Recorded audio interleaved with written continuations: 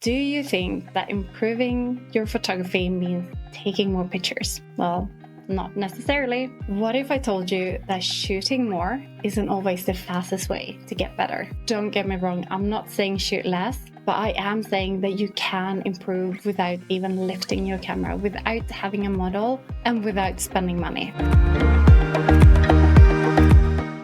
When you are photographing clients or someone else, you don't always have a lot of time to make your decisions, especially if you're working with kids, right? So this means that you have to rely on your instincts. But what if you're new to photography then? What if you don't know what will be the best choice? What if your photography instincts aren't so strong yet because you haven't practiced them so much? Well, then it means that every time you're shooting, you're making guesses. And sometimes they turn out great, and sometimes, well, they don't. And the problem is you don't know why.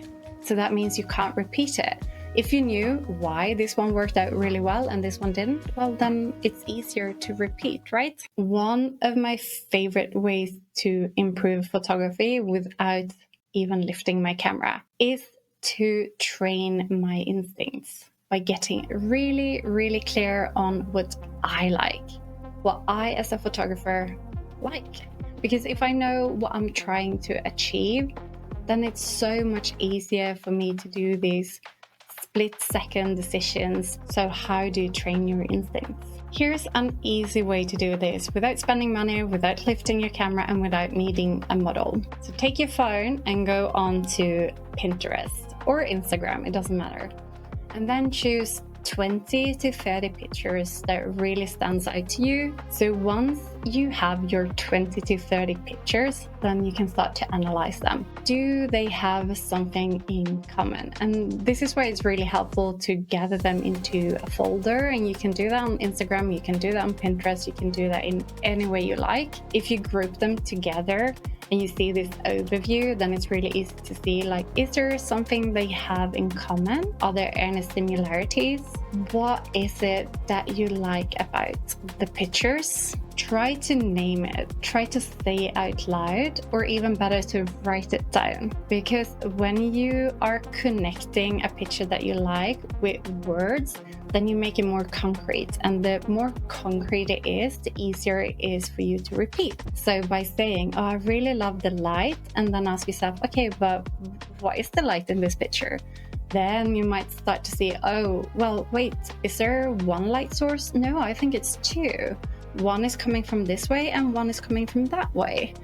Then you start to get clues on what you can do yourself, what you want to practice on, and what you want to explore the next time you're shooting with a model. The more you practice describing what you like, the more refined your instincts will get. Write down what is it about the light that you like, and how can you practice this? How can you try to get this element into your pictures the next time you shoot? By just learning what someone else is doing doesn't necessarily mean that you will be developing your own unique style. So one of the best ways to develop your own unique style is by actually describing what you like, and then make a connection to concrete things that you can practice the next time.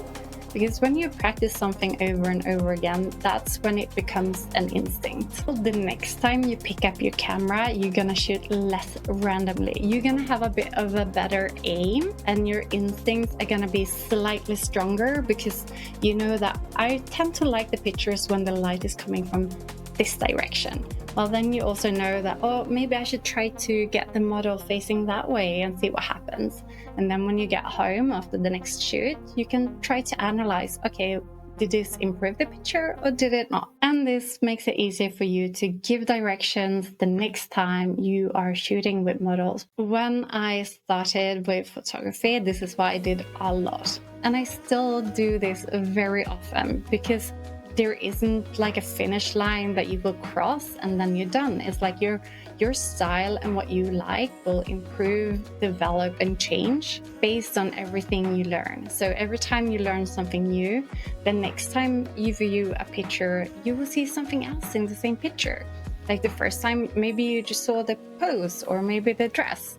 And then the next time you're like, I can see 2 light sources. And then the third time is like, oh, but the color scheme is this, and so on. Your eyes, and this is one of the things I really love about photography, is that your eyes will never be fully developed.